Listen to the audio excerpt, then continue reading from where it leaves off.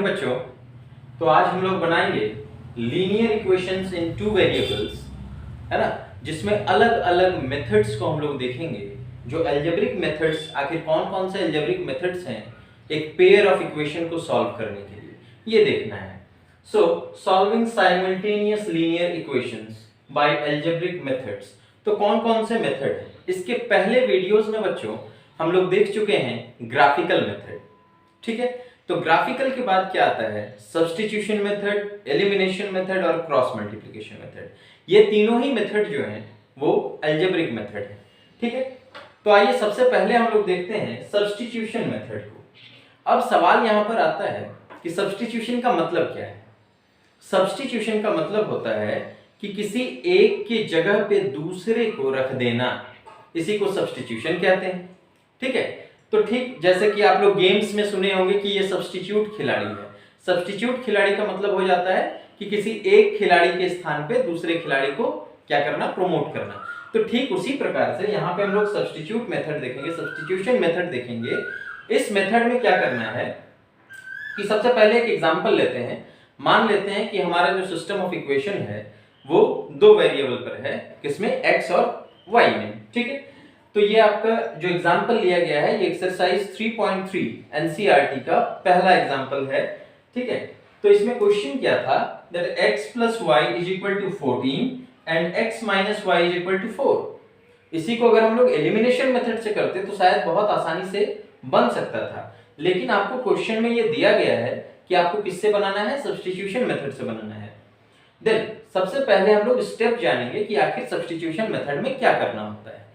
तो substitution method में जैसा कि इसका नाम बता रहा है, किसी एक वेरिएबल को, चाहे x हो चाहे y हो, दोनों में से किसी एक को दूसरे के टर्म में एक्सप्रेस कर लेना चाहिए, ठीक है। ये हमारा पहला स्टेप है। तो पहले हम लोग देखते हैं, मान लेते हैं, सपोज करते हैं, तो क्या किया हमने? Express x in terms of y। तो x को हम लोग एक्सप्रेस करेंगे किसके टर्म्स में? y के टर्म में, मतलब x का वैल्यू निकालेंगे y के टर्म्स में। तो ये एग्जांपल था हमारा x + y = 14 and x - y = 4। तो दोनों ही एग्जांपल में से, दोनों ही इक्वेशन में से हम लोग किसी में भी x का एक वैल्यू निकाल सकते हैं y के टर्म में। तो अगर इस इक्वेशन 1 को हम लोग यूज करते हैं तो क्या मिलेगा हम लोगों को? x = 14 - y, है ना। x को हम लोग लिख सकते हैं 14 - y। इसको हम लोग मान लेते हैं कि ये हमारा इक्वेशन नंबर 3 है। अब ऐसा हो सकता है किसी को अगर इसमें मानना है तो आप इसमें भी मान सकते हैं। तो यहां पे अगर मानना है इक्वेशन नंबर 2 से, तो x का वैल्यू कितना आएगा? x = 4 + y, है ना। तो दोनों में से किसी को भी हम लोग मान सकते हैं। अब दूसरा क्या स्टेप होता है? ये तो पहला स्टेप था। पहला स्टेप में हम लोग क्या किए कि सिर्फ कन्वर्ट किया गया, है ना, x को एक्सप्रेस किया गया y के टर्म्स में। दूसरा स्टेप हमारा कहता है कि substitute this value of x in the other equation.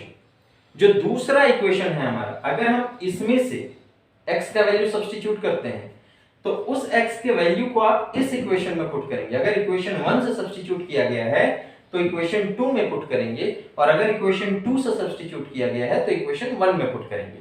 तो इसका मतलब क्या हुआ? Substitute this value of x in other equation, दूसरे वाले इक्वेशन में हम लोग इसको पुट करते हैं, ठीक है। तो फॉर एग्जांपल यहां पे हम लोग मान लेते हैं कि मैंने किसको ले लिया? इसको ले लिया, इक्वेशन नंबर 3 को, ठीक है, कि x = 14 - y। Then for example if you use this 3 then put 3 in equation 2। अब हमारा दूसरा क्या बनता है कि ये जो इक्वेशन 3 है, चूंकि ये इक्वेशन 3 कहां से डिराइव हुआ है? ये इक्वेशन 1 से डिराइव हुआ है, इसलिए इस इक्वेशन 3 का जो वैल्यू आया, x का जो वैल्यू आया, इसको आप पुट कीजिए इसमें इक्वेशन 2 में, ठीक है। तो क्या मिल रहा है हम लोगों को? 14 - y, x की जगह पे क्या पुट करना है? 14 - y = 4। यही था ना हमारा इक्वेशन? 14 - y = 4। Then 14 - 2y = 4। सो ये -2y = क्या हो जाएगा? 4 - 14। तो फाइनली हम लोगों के पास मिल गया -2y = -10। Then minus and minus gets cancelled. Then 2y = 10. So y = 10/2 that is 5। तो y का वैल्यू कितना आ गया 5। अब हमारा तीसरा स्टेप बचा हुआ है, ये जो y का वैल्यू है इस y के वैल्यू को आप पुट कीजिए किसमें, जो इक्वेशन 3 था वहां पर, that is x is equal to 14 minus 5, that is x is equal to 9। x का वैल्यू कितना आ गया 9 आ गया।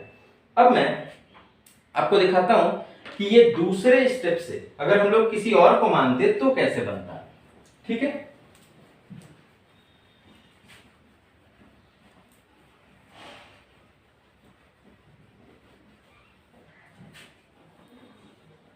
सपोज करते हैं, ऐसा सपोज कर लिया जाता है कि क्या करते हैं हम लोग इससे मानते हैं। ठीक है, ये हमारा इक्वेशन x का वैल्यू यहां से हम लोग डिराइव करते हैं, then x is equal to 4 plus y हो जाता है। x का वैल्यू यहां से कितना मिल जा रहा है 4 प्लस y। क्योंकि सेकेंड इक्वेशन से हम लोगों ने इसको डिराइव किया है, इसलिए ये x का वैल्यू जो है ये कहां पुट करना है हम लोगों को, फर्स्ट इक्वेशन में। तो पहला इक्वेशन हमारा क्या था, x plus y equal to 14। अब x के जगह पे हम लोगों को क्या पुट करना है 4 plus y is equal to 14, है ना। Then 4 plus 2y is equal to 14, so 2y is equal to 14 minus 4, then 2y is equal to 10 and therefore y is equal to 10 by 2 that is 5। y का value कितना आ गया 5 आ गया। अब अभी तो ये हमारे लिए इक्वेशन नंबर 3 था।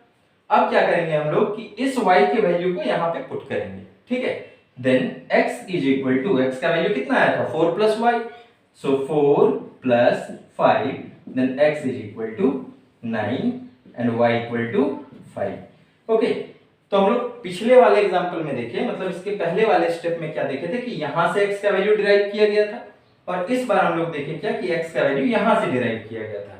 तो जिससे भी आप x का वैल्यू निकालें उसके दूसरे वाले इक्वेशन में, जो दूसरा अदर इक्वेशन होगा वहां पे हम लोग पुट करेंगे x की जगह पे। ठीक है, जरूरी नहीं है कि x का ही वैल्यू निकालना है, यहाँ हम लोगों ने x के टर्म में निकाला है, हो सकता है यहाँ पे y इज इक्वल टू क्या हो जाता, y equal to 14 minus x हो जाता।